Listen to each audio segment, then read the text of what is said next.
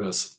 So this is one of the projects that Chris talked about earlier about the emerging topics that the TMC pooled fund study identified uh, to be explored. What we do is we take the topic and some information that was provided to us from the pooled fund study members, and then we do additional research. We talk to a lot of people around the country who have gotten into some of these emerging topics, consolidated that information. We write a white paper for the pooled fund study, and then we also develop the presentation that you're going to be seeing uh, in just a minute, as well as a fact sheet.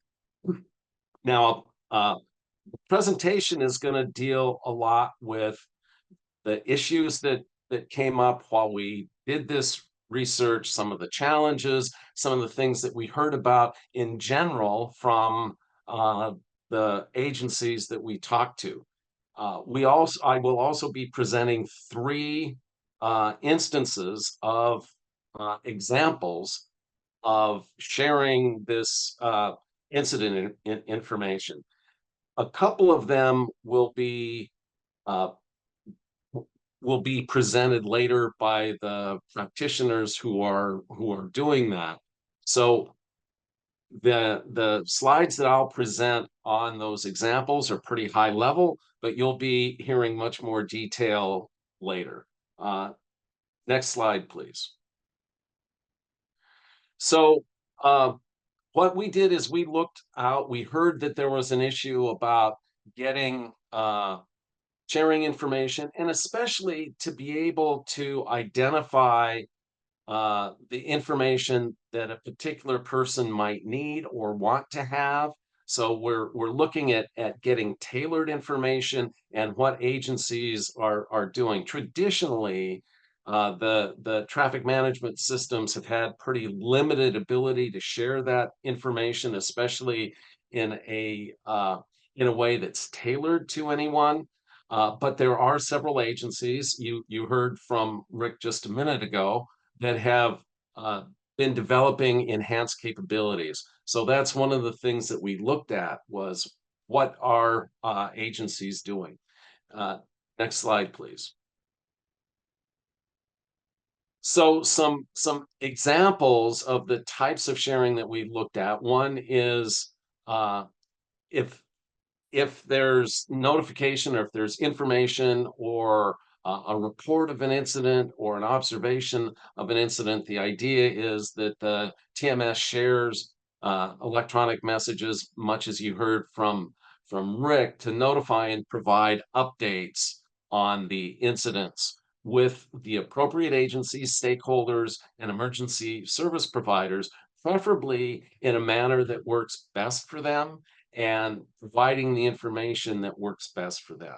So the TMS then notifies and provides that specific information with those appropriate individuals, and it's based on type, location, and impact of an incident. Those are the things that we really looked at as trying to find and highlight that agencies are doing.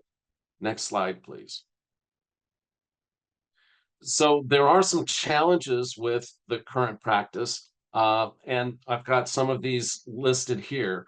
That the current TMS may not have the capability that's needed to share information, and so they rely on email and phone communications. I think you heard from Rick again that early on that those were some of the challenges that they faced, that SHA faced.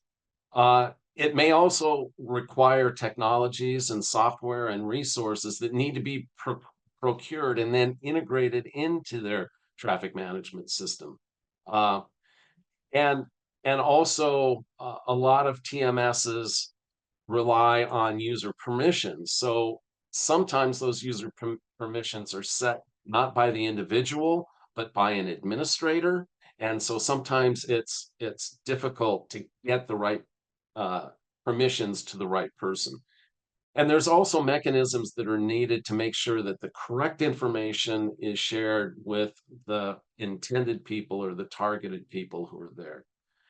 And some of the critical information needs include like certain notifications that should stand out as opposed to a routine email or text message. So how can we get somebody's attention that this is out of the ordinary and something that they really need to pay attention to instead of just be another information type that comes in or another message that comes in.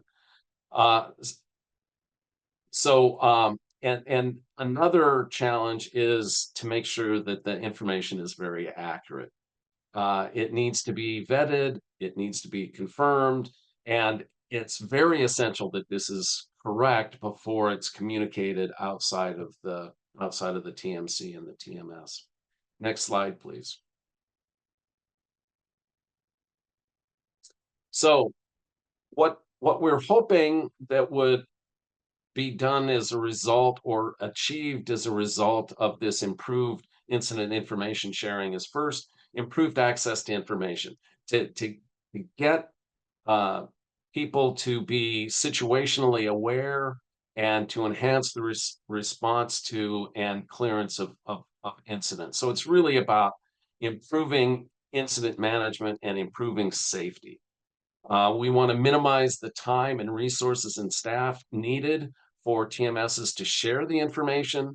Um, Also, because the technologies and tools and resources will need to be procured and integrated, that it's really important that there's enough information that so people know what they need to get in those tools and resources in order to be able to coordinate electronically within an agency or with key partners outside the agency.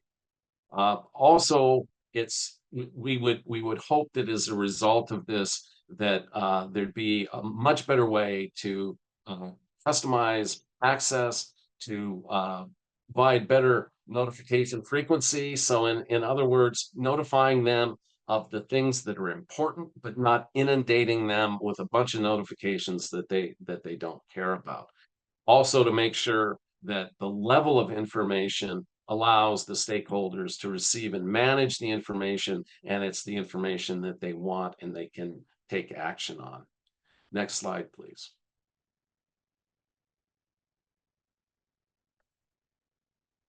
So some of the benefits then kind of fall out of what I just talked about. We would like to see TMSs be able to quickly share incident information, to facilitate coordination, to streamline the delivery of this access, of this information, and provide enhanced situational awareness, like to minimize the time and effort needed to share the information. So in other words, to make it as automated as possible. And also some interactive tools can be integrated in the TMS then to facilitate this compilation and dissemination of the incident related information. Um, Also, if there's permissions that are needed, it's important that it can be selected by the staff member, not necessarily just for that staff member, uh, and allow that person, whether they're within an agency or external to an agency, to be able to set those permissions and also have it based on very similar to what Rick said, the type of incident, the location, and the implications, or how severe is the incident and how far reaching it might be. Next slide, please. So some of the things that agencies might want to consider when they're thinking about improved information sharing. One is about the new technologies and software. Those can be integrated into TMSs. Rick, Rick's presentation was a really good base for this discussion because they have faced so many of these things and gotten past them, including integrating these systems or these mechanisms within their TMS. Also be aware that policies and procedures and controls are needed so that this sharing of incident information can be done at the right level and with the right information and the right permissions. Uh, Also, some of the things to consider is what type of information may need to be shared, both within an agency and outside an agency, and how it's based on location and potential impacts. All of that's really important to consider if you'll be looking into this. Uh, Also, there are various methods you need to think about the methods that are needed to share the information and to coordinate with a lot of groups within an agency as well. Uh, Sometimes it's some of this information needs to be controlled and primarily within a given agency, and it's important to be able to understand and plan for that. Um, Finally, what might be needed to facilitate the TMS ability to share information with different agencies and those that are outside of the TMS. Next slide, please. There's a lot of technology implementation considerations. I think I've hit on most of these, but it's really important to think about the software, the development of that software, integrating it into the existing TMS, what the testing requirements might be, management issues. There's always procurement and cost issues when you deal with technology. So those are important to know for your agency and be able to plan how best to be able to do that within your agency. And then uh, there's likely to be interfaces with other systems, even though everything that you're dealing with might be able to be done in your TMS with the right improvements and updates. Uh, you may need interfaces with other systems, especially with partner agencies like enforcement and first responders. And then just be aware of the technologies or resources that might be needed to support that information sharing. So not only do you need the TMS, but there's other communication technologies and other resources that are needed as well. So I'll talk about 3 different agencies that have some current practices. You'll hear from Iowa DOT in just a little bit, so I won't get into a lot of detail about this. But from a high level, there's some communication tools that they have to facilitate sharing incident information and disseminating that information. The information sharing is based on notifications based. Uh, there's vehicle locator and mapping tools that are included on it. You can see their website in the lower right-hand corner of this slide. And it also facilitates user-to-user chat messaging, which can be really important with resources out in the field, with personnel out in the field. There's also the notifications are within a user dashboard for people who are actively using the system. It's also been very successful. It's eliminated the need for a lot of separate phone calls. It's improved the response and clearance times, and the folks from Iowa DOT will be able to talk a lot more about that. Next. So Washington State DOT isn't here. They've recently completed a project called the Virtual Coordination Center. It's under deployment, but they had a pilot test of that. It's essentially using cloud-based information to share kind of status and notifications with law enforcement and other incident responders, as well as Washington State DOT. It includes their traffic and transit management centers and also public information staff. So the user access is based on what their person's role is in the system. All users can read whatever information there is in the system, and then some based on what the incident is and what agency is responsible. Some can edit that real-time information. Some can post the perimeters of the impact of the incident, as well as what some detours or alternate routes might be, where closures might be, and keep all of this information updated in real time. It's also important that this system timestamp the information so people can look at it and know how fresh it is. Next slide, please. Uh, you'll also hear about uh, Oregon DOT's InView, so I won't get into that in a lot of depth either. It was divided, developed, excuse me, to provide some situational awareness for Oregon DOT staff. The DOT users select the types of alerts that they want to receive, how the alert should be received, and then specify relevant locations.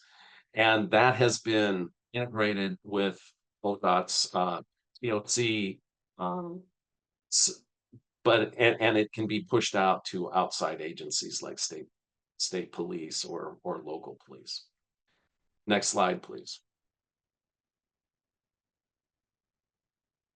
So some of the lessons that we learned when we looked into this is that there's a lot of potential out there to improve response to incidents and the speed of that response. Uh, there's a lot of systems that offer the potential to access this real-time data to rapidly disseminate the information and improve situational awareness. Also, there's interactive tools that can be integrated to allow visual information to be uploaded. Mapping applications are often used. User messages can be sent and received based on user permissions and user preferences. Uh, and I think that's all very important as we move forward and what to think about if you're thinking about trying to implement something like this in your TMS. Next slide, please. I think I'm done, and I can pass it back to Chris.